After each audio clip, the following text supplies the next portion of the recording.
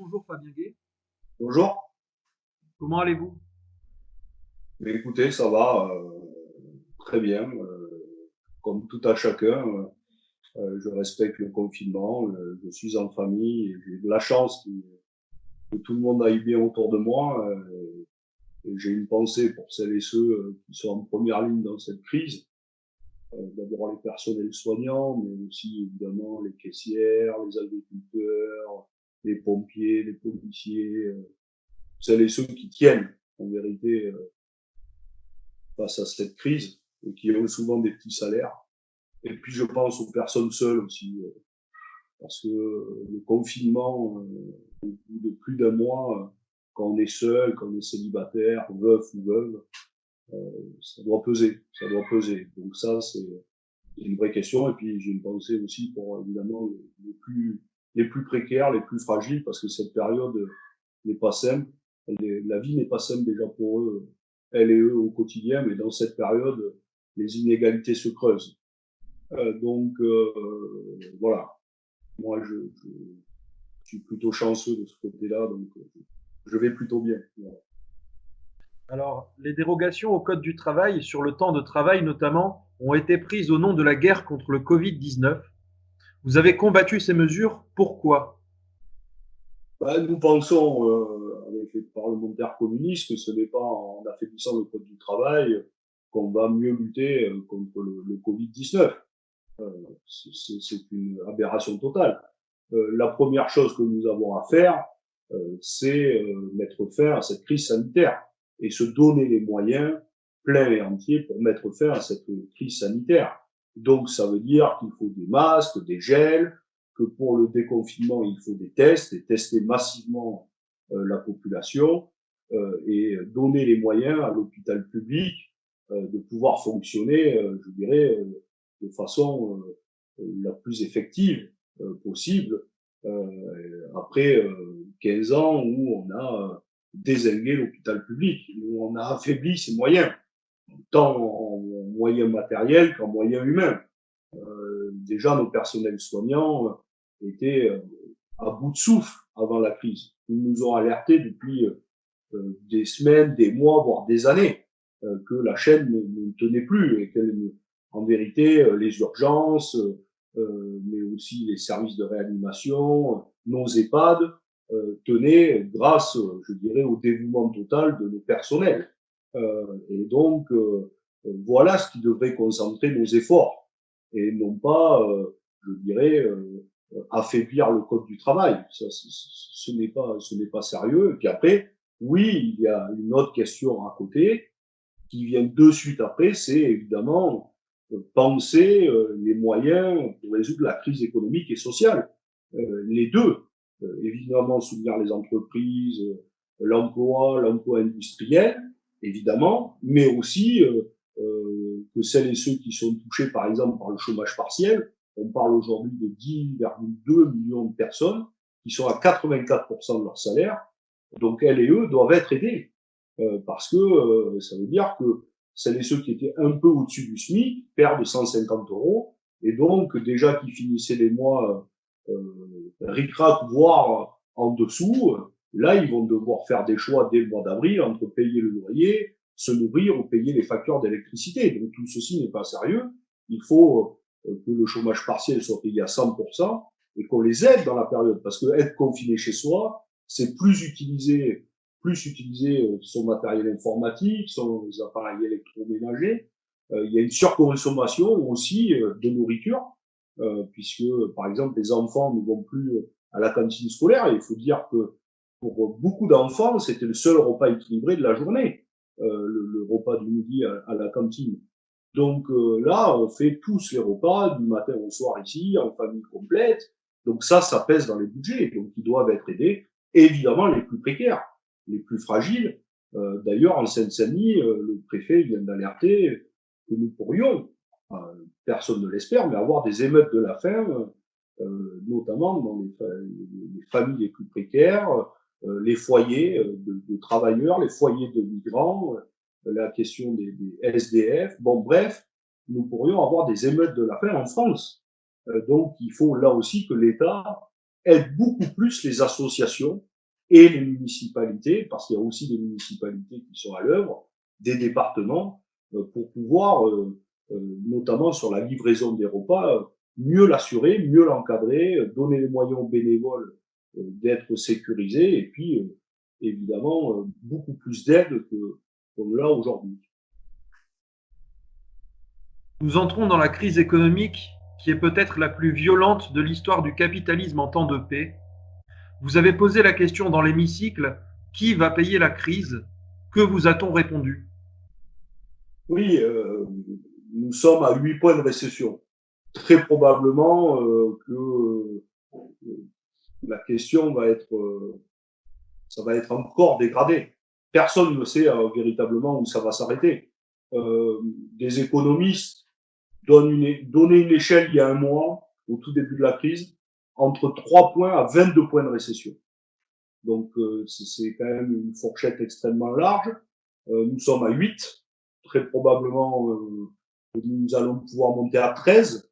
Donc personne ne connaît encore tout à fait les étendues des dégâts économiques et sociaux, et aussi environnementaux, parce que la crise environnementale, elle continue quand même. Et notamment, moi je ne suis pas un scientifique et je ne me prononce pas sur les origines de ce virus, mais la question de la biodiversité doit être interrogée quand même. Voilà, la crise climatique continue. Donc aujourd'hui, tous les dogmes néolibéraux sont en train de voler en éclats. C'est-à-dire pendant des années, on nous a sourié il fallait pas faire de dettes, qu'il fallait compresser les services publics, les moyens pour les hôpitaux, les moyens pour la fonction publique en général.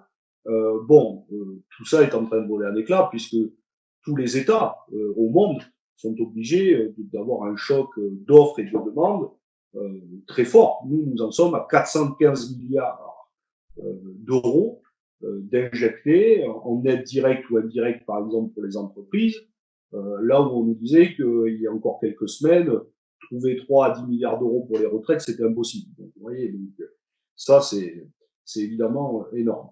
Et donc, la question va être posée, donc il faut le faire, et il faut encore, je dirais, donner des moyens, je le répète moi, aux ménages, soutenir plus la consommation que ce que le fait aujourd'hui le gouvernement, même si dans le budget rectificatif 2 que nous venons d'adopter, que nous avons refusé, mais qui vient d'être adopté par le Parlement, il y a une aide de 150 € pour les familles les plus précaires.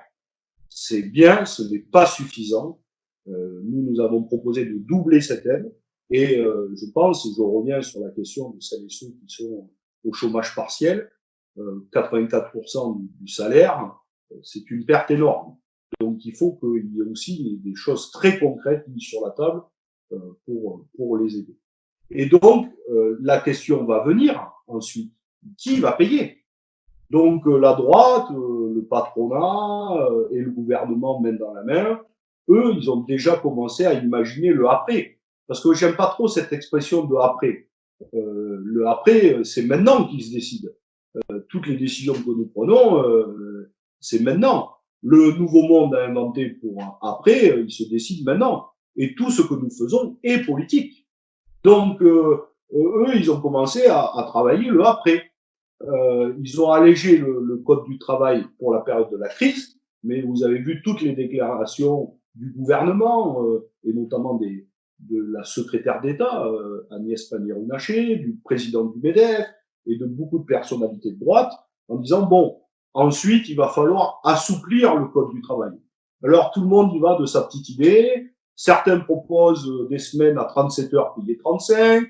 D'autres disent que il va falloir abandonner une partie des RTT, voire des congés payés. D'autres disent que il faut ne pas payer les heures supplémentaires pendant un moment. Il y a la FNAC Darty, ce grand groupe qui vient d'avoir l'obtention d'un prêt garanti par l'État de 500 millions d'euros et qui propose à ses salariés une chose, il dit nous vous payons dans ce moment 100% au chômage partiel si vous acceptez pendant un an de déroger au code du travail et de faire des semaines pouvant aller jusqu'à 43 heures.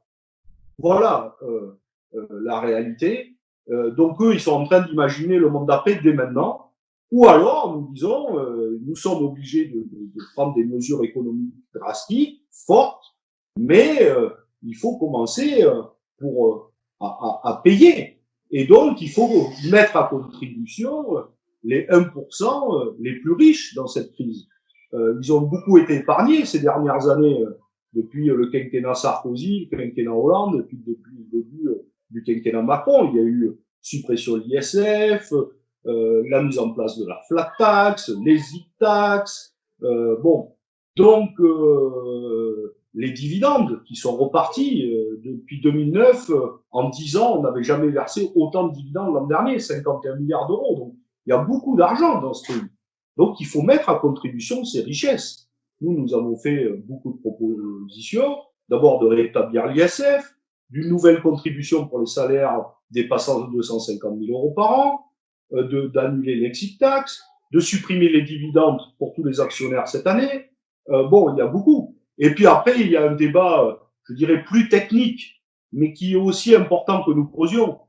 C'est comment nous allons financer ces dettes, mais moi, j'aime pas trop le mot dette, je préfère le mot investissement. Par exemple, le rôle des banques centrales doivent être interrogés, et notamment le rôle de la Banque centrale européenne, qui aujourd'hui ne peut pas financer directement les États. Ben ça, il faut changer ce mécanisme européen parce que on voit qu'il ne fonctionne plus. Il faut qu'il puisse prêter à taux zéro aux États pour financer l'investissement et les plans dont nous avons besoin dans les prochaines semaines, les prochains mois et certainement les prochaines années. L'amateurisme du gouvernement face à l'épidémie semble manifeste entre le dépistage tardif, le manque de masques, les respirateurs inadaptés. Confirmez-vous ce sentiment de beaucoup de citoyens? Oui, mais je pense qu'il faut le regarder sur une échelle un peu plus large que seulement les dernières semaines ou les derniers mois, ou que le gouvernement Édouard Philippe Macron. Par exemple, la question des masques est essentielle. Nous avions des stocks il y a 10 ans de près entre 750 millions et 1 milliard de masques. Et il a été fait le choix par les gouvernements successifs de ne plus avoir de stock important. Avant la crise, nous en avions 120 millions. Et puis la deuxième chose, c'est que en même temps que nous désindustrialisons la France, nous avions, enfin, les gouvernements successifs avaient fait le choix de dire s'il y a une épidémie ou une pandémie, ben nous achèterons massivement des masques à la Chine. Sauf que personne n'avait imaginé qu'il y aurait le coronavirus et que tout partirait de la Chine et que donc, ben, du coup, les Chinois ne pourraient pas livrer les masques. Donc, en réalité, oui, il y a de l'impréparation, oui, il y a beaucoup de choses à reprocher à ce gouvernement, mais il ne faudrait pas oublier les choix qui ont été faits, je dirais, ces 10-15 dernières années. La défaillance de l'État, de dire ne mettons plus d'argent dans la fonction publique, ne parlons plus de souveraineté industrielle, laissons partir les industries, la mondialisation et la concurrence libre et non faussée réglera tout. Tout ceci mérite d'être interrogé. Moi, je ne suis pas pour faire des procès mais pointer des responsabilités pour pas que nous faisions les mêmes erreurs dans le après. Et ça a été inventé.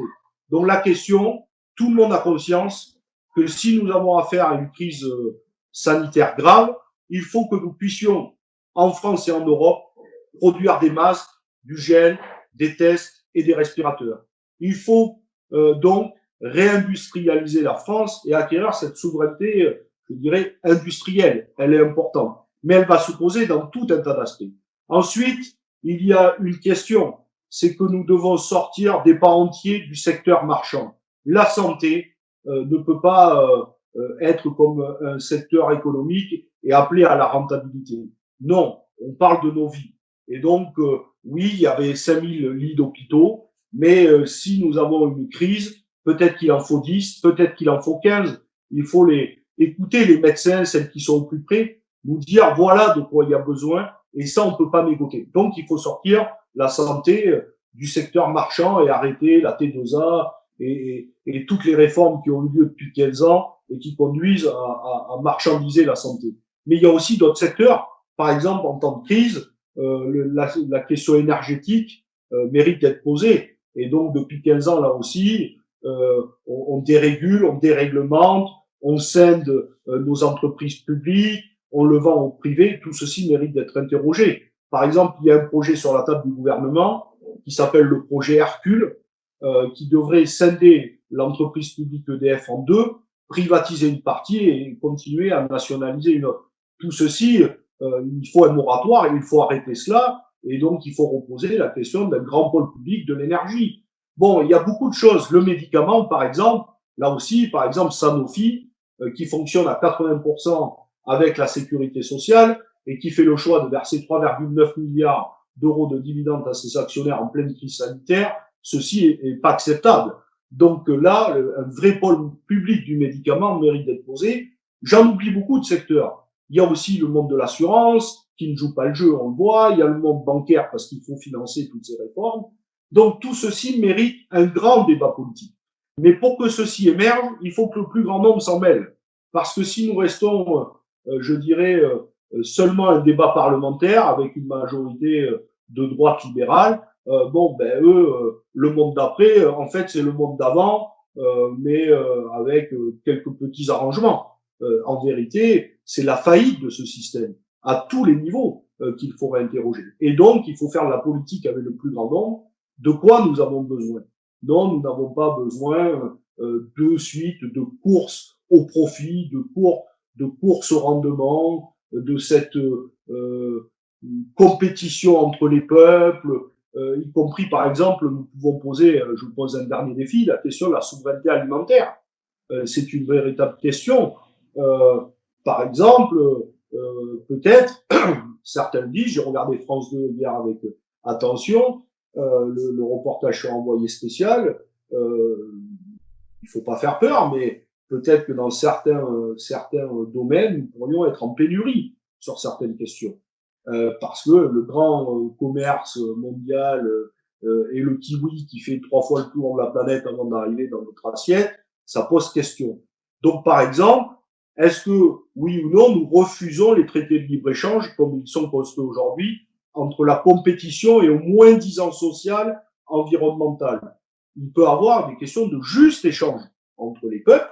Voilà, il y a toujours de l'échange, il peut y avoir un juste échange et en même temps favoriser une agriculture paysanne, locale, bio, une agriculture aussi, je n'oppose pas tous les systèmes pour tout le monde parce qu'il faut nourrir 66 millions d'habitantes et d'habitants, mais ça mérite d'être posé. Et donc, on ne peut pas signer demain des traités de libre-échange comme il s'apprêtait à le faire il y a encore 2 mois. Donc le CETA doit être abandonné, le Mercosur aussi, et tous les traités sur la table, il y en a 13 ou 14 sur la table de la Commission européenne, doivent être maintenant réinterrogés et refusés dans un premier temps. Que pensez-vous du tracking voulu par l'exécutif pour lutter contre l'épidémie? Doit-on craindre pour nos libertés? C'est un sujet très important. Et il nous faut un débat politique de très haut niveau sur cette question. Est-ce que ça permet d'éviter la propagation du virus? C'est le débat qui doit nous animer. Donc, j'écoute beaucoup, je lis beaucoup sur cette question, parce qu'il faut aussi avoir de l'humilité dans la période. On ne peut pas tout savoir. Et on ne peut pas être un spécialiste de tout. Donc, j'écoute et je lis. D'abord, ça pose beaucoup de questions sur les libertés individuelles et sur les questions de ce qu'on appelle les data. Je ne suis pas un spécialiste, mais sur nos données personnelles, même si on nous promet qu'elles seront anonymisées, c'est un peu plus compliqué que ça. Et puis, c'est qui va avoir la main sur cela? Apple et Google sont déjà sur les rangs. Bon, je dirais au niveau mondial, même si la France essaie de faire autrement. Bon, ça pose cette question. La deuxième question, c'est que d'abord, tout le monde n'a pas un appareil, je dirais, connecté, un smartphone pour pouvoir télécharger. Voilà. Donc ça exclut beaucoup de monde, ce dispositif. Troisièmement, c'est sur la base du volontariat, etc. Bon, il apparaît, dans tout ce que j'ai lu, que le dispositif a beaucoup de trous dans la raquette, qui ne permettra pas donc d'être sûr à 100% et d'identifier toutes les personnes avec qui vous avez été en contact. Et donc, je pense qu'il y a beaucoup de risques sur les libertés individuelles et collectives. Donc, je suis plutôt partisan du non. Voilà, sur cette question-là. Et je continue à me faire un ami, mais je suis plutôt partisan du non sur cette question-là.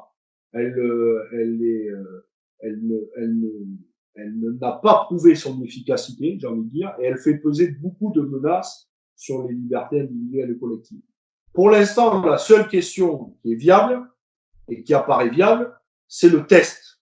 Et c'est les tests massifs pour pouvoir dire, voilà, vous, vous êtes immunisé parce que vous l'avez eu, vous, vous êtes asymptomatique, mais vous pouvez le transmettre, ou vous, vous ne l'avez pas. Bon.